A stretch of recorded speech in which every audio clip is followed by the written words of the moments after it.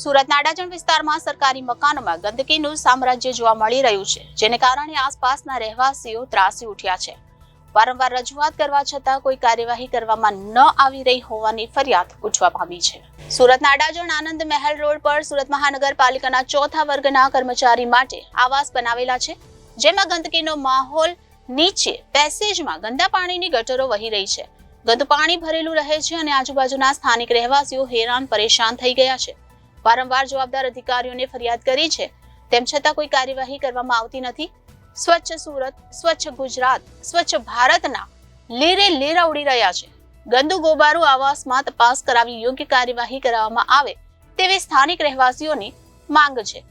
સ્વસ્થ સુરતમાં ખાસ કરીને સુરતમાં સ્વચ્છતામાં અગ્રેસર રહેતું હોય છે અને સુરતને નંબર 1 ઉપર લાવવા માટે સ્વચ્છતામાં અનેક રાજકીય નેતાઓ કે હોય કે લોકો સ્થાનિક સમયમાં જે પ્રકારનો પ્રયાસ કરી રહ્યા છે, પરંતુ સુરતના જે દ્રશ્યો છે કે આ બતાવના બિલ્ડિંગમાં એક અવળી ગંગા વહી રહેતી હોય અને ગંદકીથી છેલ્લા 1 વર્ષથી સામ્રાજ્ય છે ગંદકીથી તે ખદબદી રહ્યું છે। અને અહીંના જે ઈડબ્લ્યુ આવાસના લોકો તો સરકારી કર્મચારી છે તે કંઈ બોલતા નથી, તેઓ મોટા ભાગે ખાલી કરીને જતા રહ્યા છે, પરંતુ આજુબાજુના સ્થાનિક સોસાયટીના લોકો છે તે ત્રાહિમામ પોકારી ગયા છે આ ગંદકીને લઈને। ત્યારે અહીંના લોકો સાથે વાત કરીશું।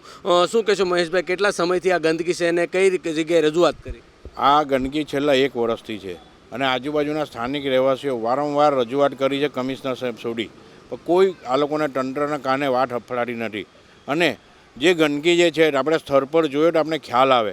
એટલે માન્ય કમિશનરશ્રીને મારે કહેવું છે કે તમે એસી ઓફિસમાંથી બહાર નીકળો અને અહીંયા આવીને જુઓ કે સ્થાનિક લોકોની હાલત શું છે આજુબાજુમાં રહેવાવાળાની।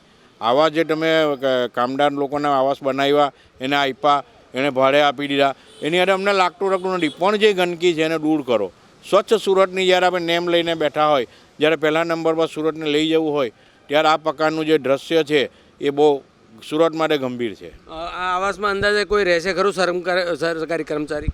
આ આવાસની અંદર સુરત મહાનગરપાલિકાના જે ચોથા વર્ગના કર્મચારી માટે બનાવેલા પણ એક પણ રહેતું નથી અને એ બધા ભાડે આપીને જતા રહ્યા છે। બિલકુલ, તો કમિશનરે પણ આમાં ઘટતું કરવાની જરૂર છે। બેન, શું કહેશો, તમે આ વિસ્તારમાં નજીકમાં રહો છો, કેટલા સમયથી આ સમસ્યા? આ સમસ્યા 1.5 વર્ષથી છે, 1 વર્ષથી નહીં 1.5 વર્ષથી છે આ સમસ્યા।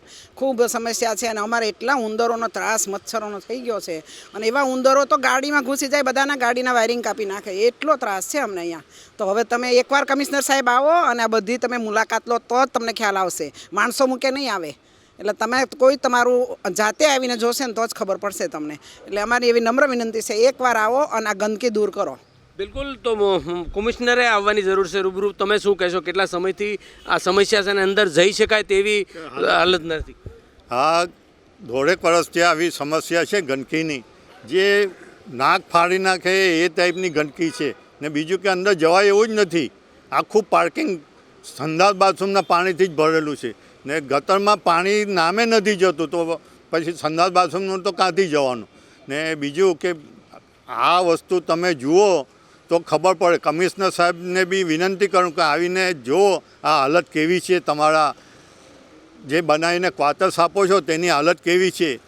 ને આટલા વર્ષથી અમે અરજી કરી છે, એનું કોઈ પરિણામ નથી। તમારા કર્મચારીઓ શું કામ કરી રહેલા છે તેના પર જરા નિગાહ કરો।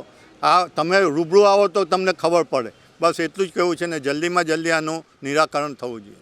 બિલકુલ, તો જે પ્રમાણે સરકારી કર્મચારી અને ખાસ કરીને કમિશનર સહિત અંદર જે ઓફિસમાં એસી ઓફિસમાં બેઠીને કામ કરતા હોય છે, પરંતુ હવે આ વિસ્તારના લોકો અને સ્થાનિકના આજુબાજુના તે લોકો આ ગંદકીના સામ્રાજ્યથી ત્રાહિમામ પોકારી ગયા છે અને ખાસ કરીને કમિશનરે અહીં પોતે જાતે આવીને વિઝિટ કરીને ઘટતું કરવું જોઈએ, આ ગંદકીની સમસ્યાથી દૂર કરવી જોઈએ। કારણ કે અહીંના લોકો પણ ઈચ્છી રહ્યા છે કે સ્વસ્થ સુરતને નંબર 1 પર લઈ જવું, પણ આ પ્રમાણે નહીં લઈ શકાય। એટલે તમામ જે લાગતા વળગતા અધિકારીઓએ તાત્કાલિક યુદ્ધના ધોરણે કાર્યવાહી કરવી જોઈએ। સહયોગી હરેશ સાથે અરવિંદ રાઠોડ, જનાદેશ ન્યૂઝ, સુરત।